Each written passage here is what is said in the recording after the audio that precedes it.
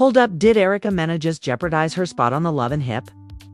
Hop Atlanta Season 13. Finale, because that slap heard round the cast might have just become her ticket out of the reunion. Word on the street is that tensions boiled over during a heated exchange backstage, and things got physical, real physical now. Producers are scrambling, security is on high alert, and fans are left wondering, is Erica about to be banned from the grand finale? Sources close to production say the incident has shaken the reunion plans to their core, and that execs are seriously reconsidering whether Erica should even be allowed back on set, with emotions running wild and cast members choosing sides. This drama is exploding far beyond what anyone imagined. And let's not forget, this isn't the first time.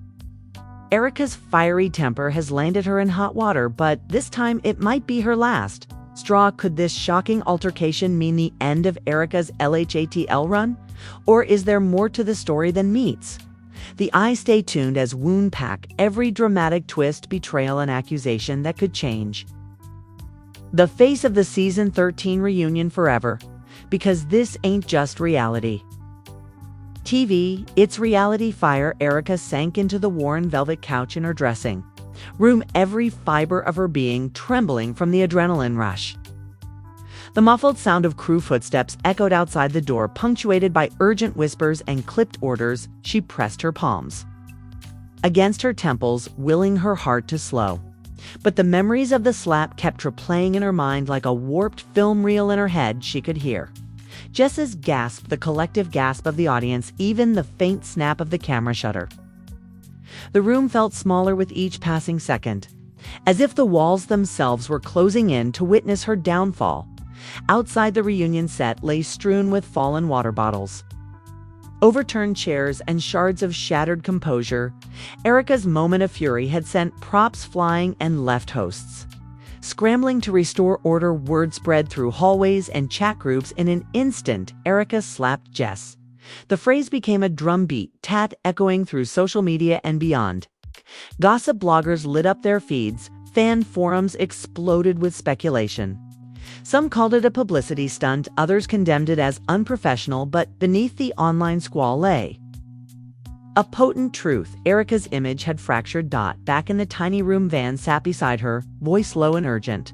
"We need a plan," he murmured. His normally playful tone was replaced. "Bastille resolve. This might get you banned if we don't handle it right." Erica shook her head, strands of hair falling over her eyes. "I don't care about the show," she rasped. "I care about defending myself." He reached for her hand, but she swatted it away, gently. "Not now," she whispered. Her voice quivered. "I'm still processing." Meanwhile, producers convened in an adjacent control booth, furiously debating Erica's fate. One executive voice, thick with apprehension, argued for immediate removal. Another countered that reality TV thrived on controversy, ratings will skyrocket. Someone said, fingers hovering over a keyboard, "This is gold." But another worried about liability and network reputation. Security footage was being reviewed. Statements were being drafted, and legal counsel was on standby. The tension between creative desire for drama and corporate caution crackled like electricity.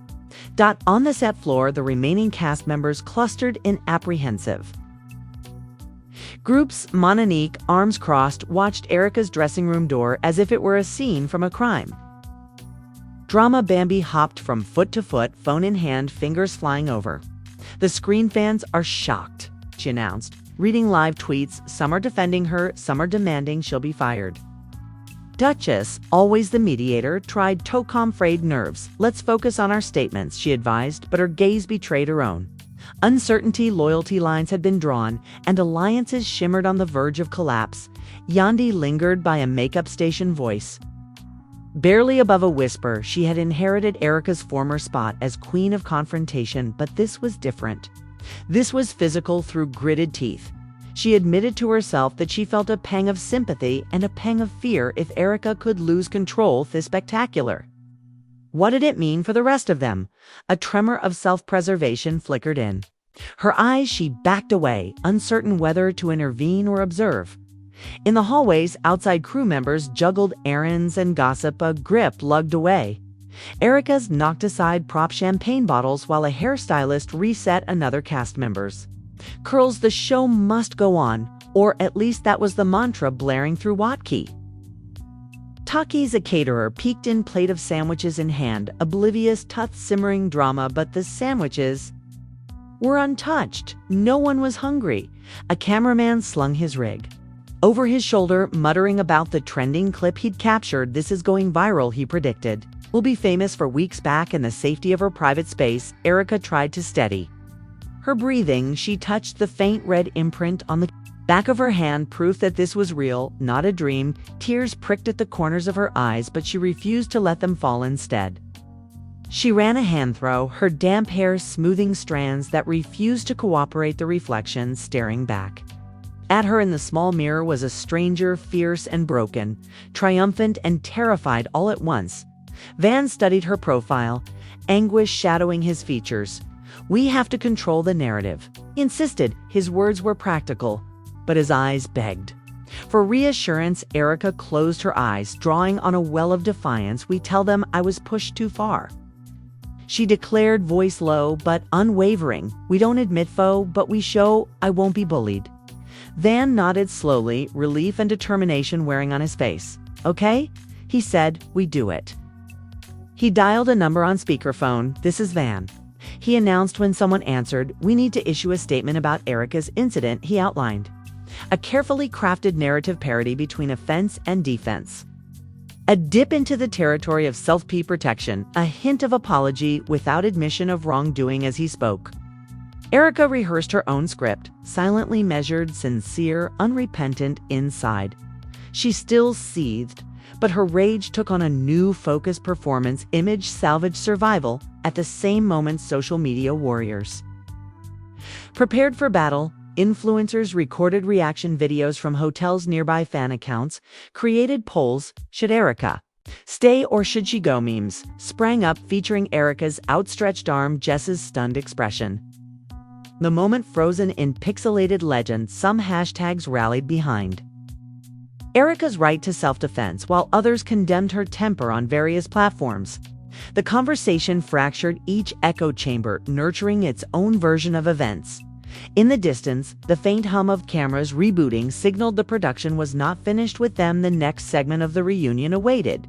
But none of the participants could shake off the reverberations of the slap. Lingering tension seeped into every frame as they returned to their seats.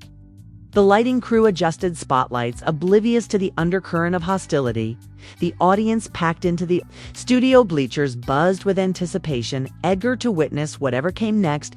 Erica's single quotes as mind flickered to her past conflicts on the show, betrayals, secret alliances, family feuds. Each feud had escalated, but never had she crossed the line into violence. This incident threatened to redefine her legacy. She wondered how fans would remember her as a warrior.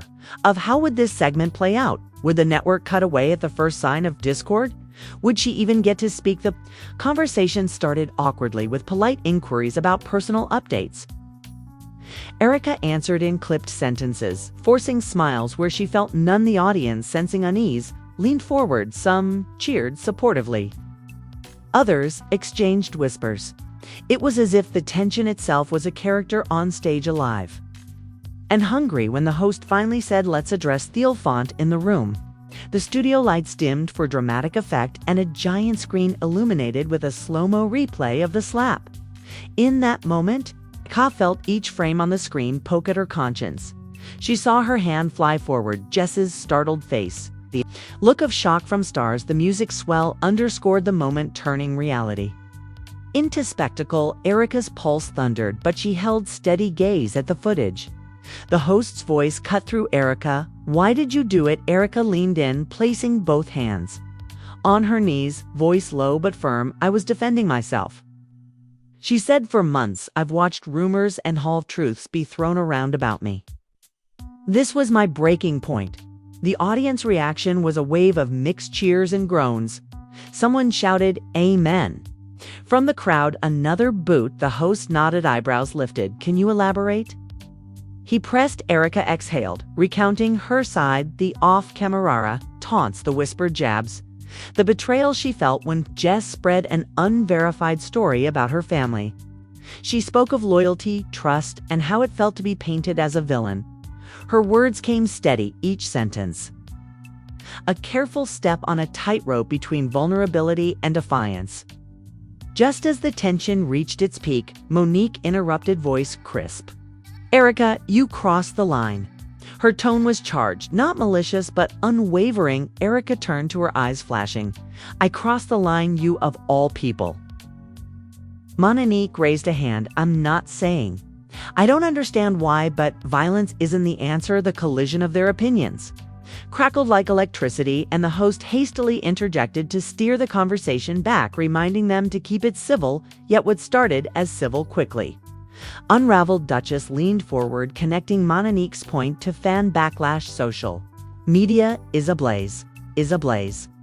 Shade fans are shocked. Emotions ran high in the comments, and the network is watching. This could cost us all. Erica fought the urge to roll her eyes. "So now I have to apologize for standing up for myself?" she asked. The audience responded with a chorus of yeses and nos, each chant pushing Erica to reveal more or retreat. Yandi Y then spoke, her voice laced with concern. "We're family," she said. "We fight, we make up, but this is on another level." Erica looked at Yandi, the pain and sorrow clear in her gaze. "Family," she echoed. Then, "Why wasn't I protected when those lies were told?" For a moment, the stage fell silent, as if everyone held their breath. Even the crew lights seemed to flicker in anticipation of the next move. The drama pivoted when a surprise video clip aired. Behind-the-scenes footage of Jess confronting Erica earlier that week. Her own warnings unheeded. Viewers saw Jess laugh as Erica stormed off, exchange heated words. The footage complicated the narrative, showing that both parties shared blame. Gasps and murmurs as rolled through the audience. Erica sat back, arms crossed, letting the clip speak volumes. Dots, sensing an opportunity. Vaughn appeared on the screen via a pre-recorded message filmed in private. He spoke directly to fans. "We all make mistakes, and emotions get the best of us." Erica's act was extreme, but it was a reaction to months of tension. His tone was earnest, almost pleading. Erica watched with a mix of relief and apprehension. This was her champion speaking, but would it sway the public? As part 2 of the fallout unfolded, attention shifted to the network's internal council. A graphic displayed bullet points of potential outcomes: suspension, contract renegotiation, forced apology tour, or outright removal from the finale. The host reminded that nothing was finalized. "The network will decide," he said, "but we want to hear from you."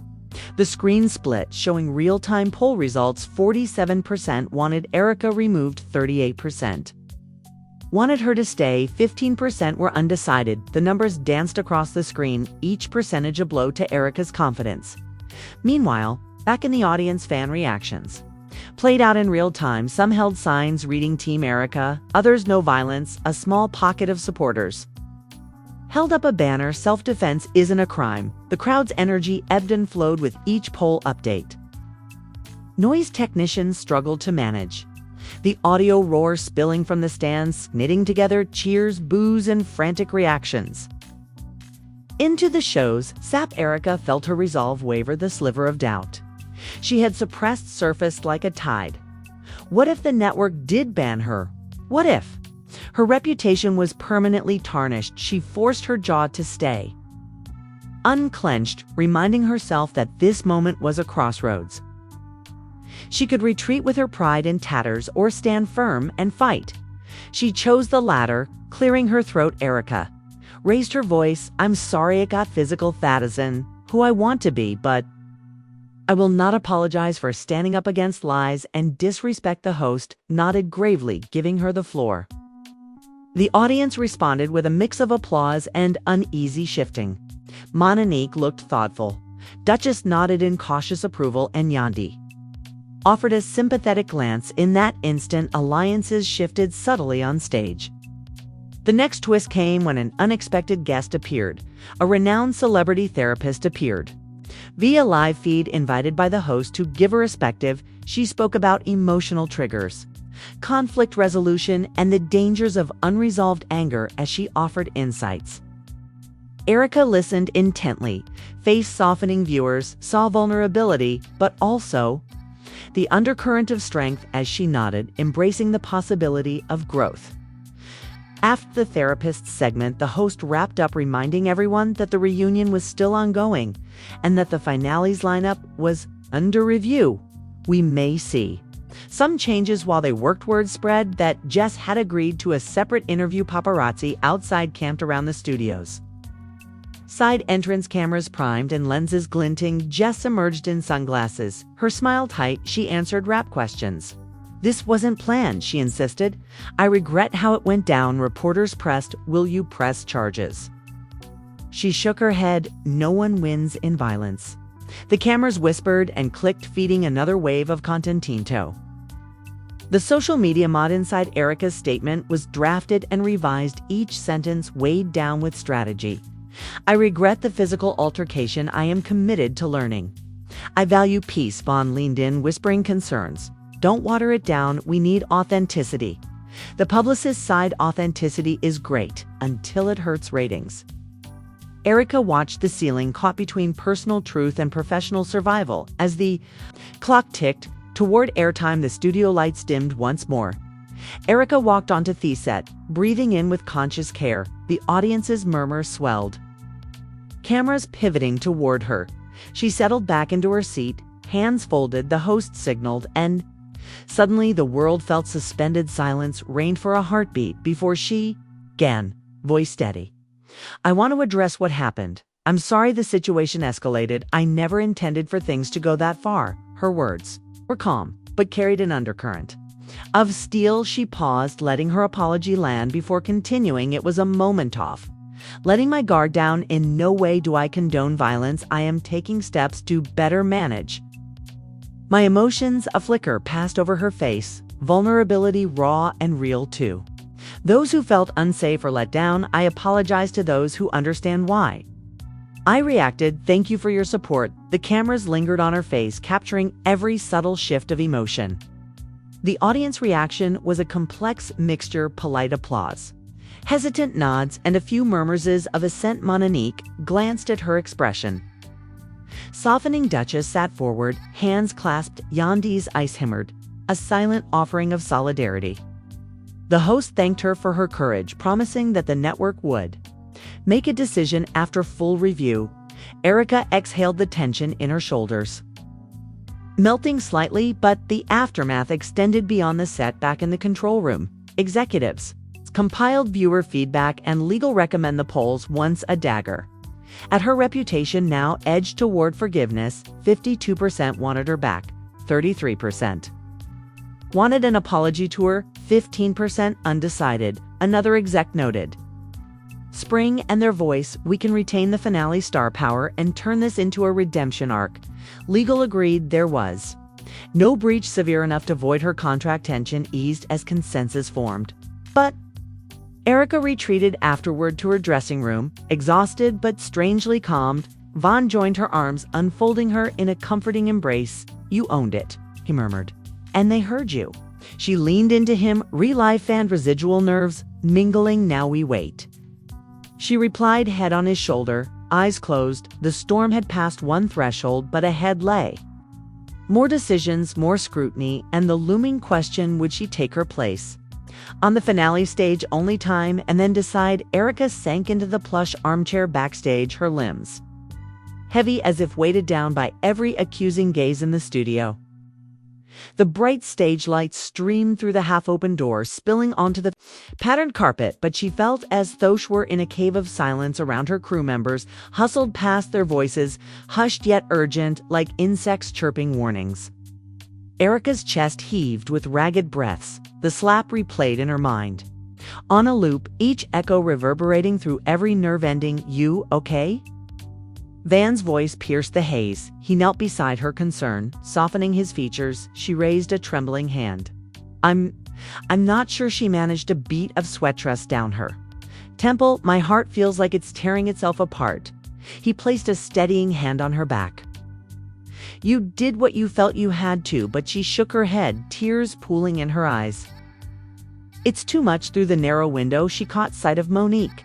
Pacing like a predator stalking its prey every few steps, Monique paused to glare at the closed-door fingers, tapping a rhythmic warning on her chin. Erica remembered Monique's words just hours before. Don't let them get inside your head, but perhaps. The whispers had already burrowed in the memory of Monique's steely glare, cut deeper than any slap could dot. Suddenly, the door burst open. Duchess swept in, clipboard in hand, voice clipped. "We need a statement now," her tone brooked. No argument. Van rose and faced Duchess, let her breathe. Duchess's eyes flicked between them. "Network isn't going to wait." She turned on her heel, departing as swiftly as she had arrived, leaving Erica and Vaughn in uneasy silence. Erica closed her eyes, pressing her palms to her temples. The back of her hand tingled where Jess's cheek had met her palm. "I remember." The moment slowing down, she whispered his expression that stunned horror. Van swallowed. It was visceral. She inhaled sharply, exhaling long and deliberate. "I needed them to feel what I felt every day." The corridor hummed with tension. Somewhere beyond the door, makeup artists and hairstylists whispered strategy. The slap had become the show's centerpiece, overshadowing every previous plot twist. Fan forums online exploded. With theories. Was it real? Was it staged?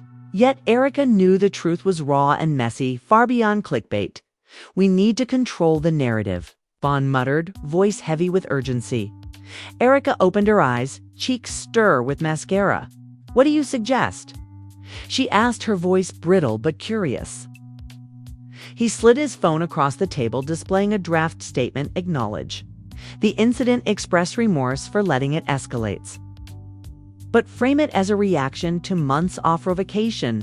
Erica scanned the words, each phrase feeling foreign on her lips. "It sounds hollow." She said softly, "I need authenticity." Van dipped his head. "Then let's craft it together."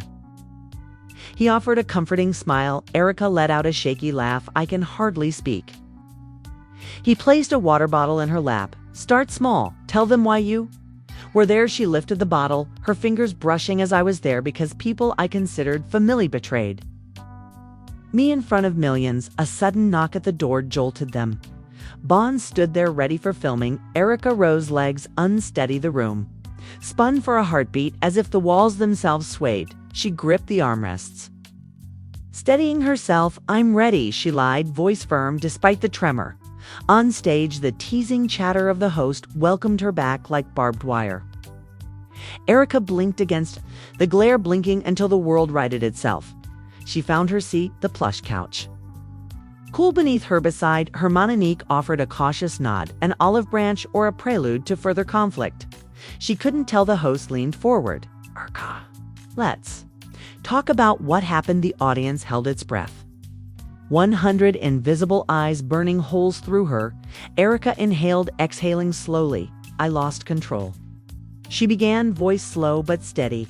"I'm here to explain why." A murmur rippled through the crowd. Anticipation or skepticism? She couldn't tell. She met the host's gaze, willing her words to land. "For weeks, I've been painted as the villain. Rumors flew about my loyalty, my character, my family. Every day I woke up feeling small, unseen, unheard." Heat rose in her cheeks. "That night I reached my limit." Questions came fast. "Why not walk away? Wasn't there another way?" She answered, each patiently, recounting private moments, whispered taunts in dressing rooms, clandestine conversations recorded without her knowledge. The sting of public betrayal she spoke of, Jess's role in spreading lies, the weight of half pressed upon her like a vice. The audience shifted, leaning forward as if to catch every syllable. As she spoke, a highlight reel played behind her, ropes of laughter with captates, candid hugs with friends, moments of genuine vulnerability. The contrast between those warm scenes and the violent outburst underscored her point.